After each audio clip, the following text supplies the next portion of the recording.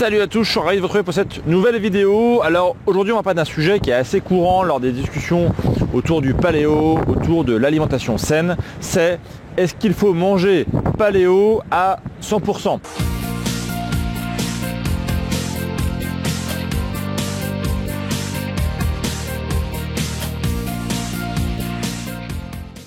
Ma réponse elle va être relativement simple.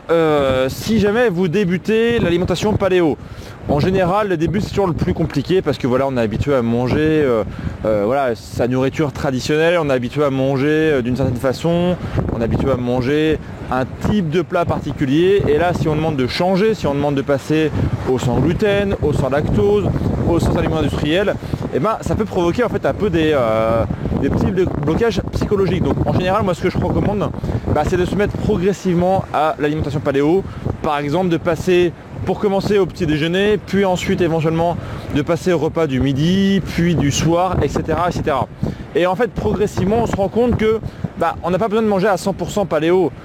Souvent en fait si on se met en mode 80-20, c'est-à-dire 80% paléo et 20% non paléo, c'est déjà très bien. En fait on a déjà des résultats sur notre santé. Ce qui se passe c'est que en général lorsqu'on se met à manger paléo, il y a pas mal de choses positives qui se passent dans notre corps. On a l'intestin qui est moins irrité, on a moins de problèmes de peau, on a moins de problèmes respiratoires, etc. etc. Et du coup on a un corps qui est plutôt en bon état. Et occasionnellement manger des aliments non paléo, c'est pas forcément gênant, c'est pas quelque chose qui va poser un gros problème.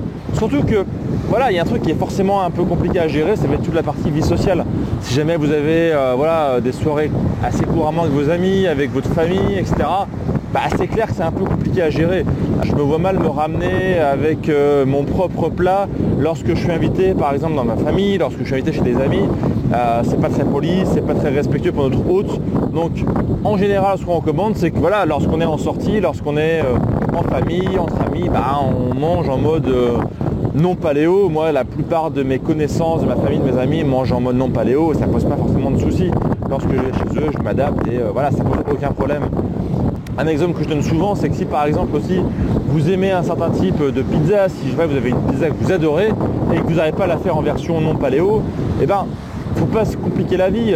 Une fois par semaine par exemple, si vraiment vous kiffez cette pizza, vous allez la manger en mode classique, vous allez vous l'acheter et puis voilà, il n'y a pas de problème.